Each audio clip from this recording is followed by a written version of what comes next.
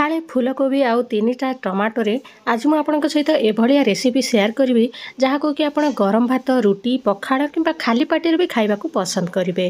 Hello everyone, welcome to Devanchali cooking. सांग माने आज मु आपन सहित फूलकोबी आउ टमाटोर बहुत ही बढ़िया रेसिपीटे शेयर करी। आशा करुच्ची आपण मैंने ये रेसिपी को पसंद करेंगे और घरे थरे निहाती ट्राए करेंगे। तेबे चलतु आरंभ करवा। प्रथम आम पैन रे नहीं जिबा गोटे ग्लास पानी, गोटे छोट ग्लास मु पानी नहीं फ्लेम को हाई करदबा। पानीटा शीघ्र गरम होगापाई तापर देदबा एथिरे अध चामच हलदी गुंड, एबे देदबा अल्प टिके लुण। एबे आमे देखंतु आमर पानीटा भल भाव में फुटीगलानी। एबे एथिरे देदबा फूलकोबी को जेतिकी आपण निज परिमाण अनुसार कम बेसी करि पारिबे, निज घर लोकंक अनुसार देबे। तापरे आमे याकू देकी एभलिया लिड लगेकी सिझेई नबा। देखिबा 10 मिनिट परे देखंतु बढ़िया भाव में आमर फूलकोबीटा सिझी जाइछि। याकू आमे प्लेट को काढ़ी नबा आउ ठंडा करि नबा। देखंतु मु सबुतक काढ़ी नैछि। एबे आमे पैन रे दे दबा गोटे चामच सोरिष तेल को गरम होगा पाई दबा। चारिपटे एभलिया स्प्रेड करि दबा।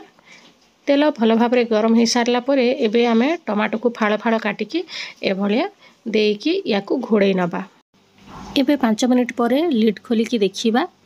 देखंतु तळपटे बढ़िया भाव में सिझी गलानी। एबे आमे याकू ओल्टे नबा। सबुतक टमाटो को तळपटे मध्ये आहुरी सिझिबो, सेति पई आहुरी एबे आमे लिड लगेई नबा भल भाव में टमाटोटा चारिआडू सिझिबा पई। देखि नबा बहुत बढ़िया भाव में आमर टमाटोटा सिझी जाइछि। एबे आमे याकू प्लेट को काढ़िकी याकू मध्ये आमे ठंडा करि नबा। फ्लेम को ऑफ करि दबा। एबे आमे पैन को क्लीन करिकी एबे देई दबा एथिरे आधा चामच खंडे तेल।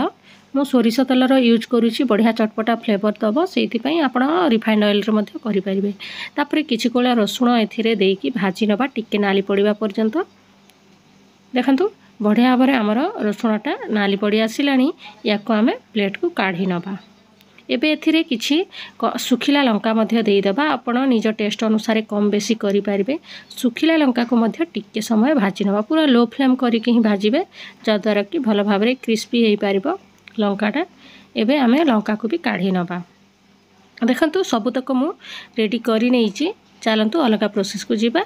एबे आमे एथिरे देई दबा स्वाद अनुसार लुण, लंका पाखरे दबा जद्वारा कि लंका को दलिबा पई सुविधा हबो हमकु।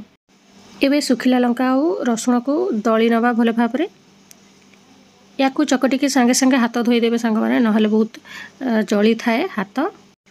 एबे लंका रसुण दली सारला परे सिझितिबा फूलकोबी को मध्य हाथ साहाय्य रे चकटी नबा। जेहेतु भल भाव में सिझी जाइछि आराम रे चकटी ही जीवो। देखंतु सबुतक को भल भाव में चकटी नबा एभलिया।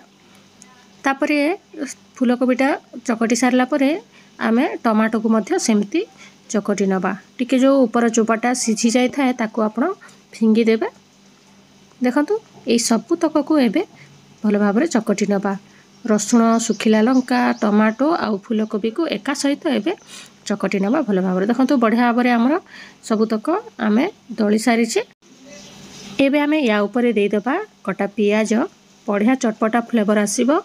एबे आमे एथिरे देई दबा गोटे चामच खंडे कंचा सोरिष तेल, बढ़िया बास्ना देई थाए, निहाती पकेइबे। तापरे एबे आमे एथिरे देई दबा किछि धनिया पत्र।